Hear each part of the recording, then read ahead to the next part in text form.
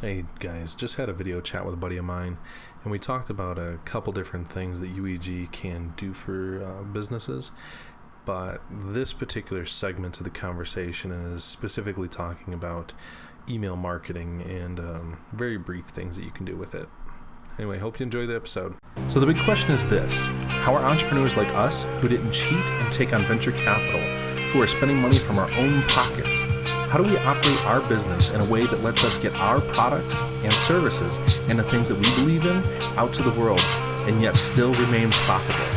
That is the question, and this podcast will give you answers. My name is John Cantrell, and welcome to Operating Secrets.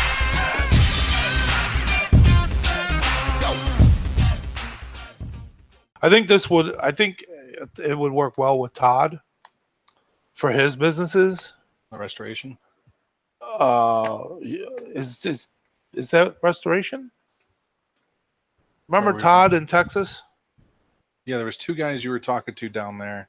They're both the same guy. Okay. They're both partners. Okay.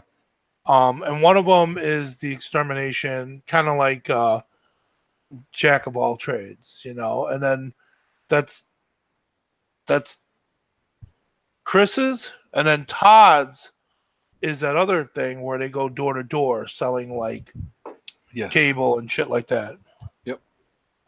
Which I think also can use that. Yep. Email marketing works for pretty much any business. You just have to know what you're wanting to tell your people. Well, the thing is like, okay, so a lot of newbies, and this is probably gearing towards, and maybe this is something that, a lot of established companies may not want to talk to individuals with new companies because they don't really have a set marketing budget. Right. And they may not actually even know. I mean, traditionally, I think back in the day when I was starting up my new companies and stuff like that, marketing to me would have been, direct marketing, paying for ads in either radio or a newspaper, which is great. But in this time and age with electronic age, that's not a viable option anymore. And as a matter of fact, paper newspapers are no longer really necessary. You've got old relics that are still wanting to handle newspapers. That's why they're still around. Yep. But their presence is probably a lot more just on the internet. Yep. Which makes it more sensible to jump aboard that internet sensation and social media and stuff like that. And I mean, I think with social media, there's such a huge analytic that goes with social media based off of, I mean, look at the last thing that Zuckerberg was in the limelight with, just handling people's information and taking advantage of the analytics that people were like, oh, that's predatory. It's not. It's. I mean, if you look at all the things that we do and that require us to look over the terms of use and conditions and things. Yep. They all say those things, but nobody ever reads them because it is so they weren't clear enough for some. Absolutely. And the thing is that it is probably structured that way so that people don't look at them. Sure, if you give people too much information, it just kind of glazes over. Yeah, Just keep exactly. Going. And they like, and even if it's like, oh, well, that's no big deal. I mean, really, how much of it do they digest? It's like they don't know until it actually happens and comes into effect.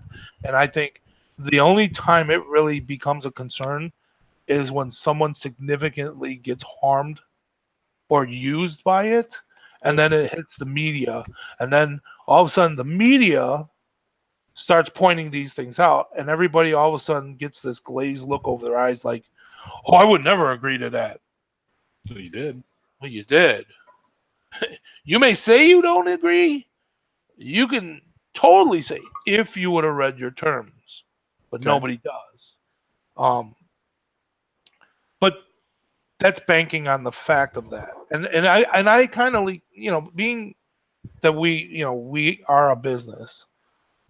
I kind of like that because it gives us a lot of insight in the analytics of people.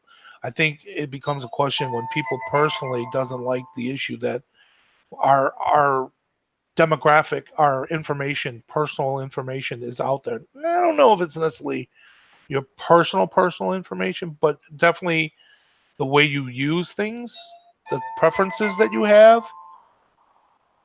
And I think we're in a society that people are going to have to realize you're being watched. And businesses are utilizing those things for their benefit. But and I think personally, it's their benefit too as a consumer because you'll get a lot of things that you're interested in and you won't get things that you're not interested in. That's one of the benefits is that it's pretty focused to what you're looking at and what your interests are. Whereas, sometimes when you're reading through a newspaper and you get a hold of the sales section or, the stuffing that they come with, you kind of throw most of that away before you even look at it. It's like, this is garbage. I don't want to look at it. But I think so basically what we do is, tell me if we're wrong and if I'm wrong, it's kind of educating individuals on how to utilize email. But a lot of people will, when they're firstly new in the business, they're like, well, unless I go out and buy a list, how do I get pertinent individuals looking for my product? What would you tell them? What would you say? How would you get the emails? How would you source them? Well, I'm never going to prop the idea of buying a list. That's just not good practice for any business. You don't even know if it's up to date. Well, in today's email legal society, it's actually illegal to buy lists. At least that's my understanding. I'll caveat that with that is my understanding, and I'm never going to recommend somebody buy a list. Gotcha. So how does a business acquire lists if they're not buying a list? So you start accruing a list through your efforts of getting your brand building, putting your services out there to the people.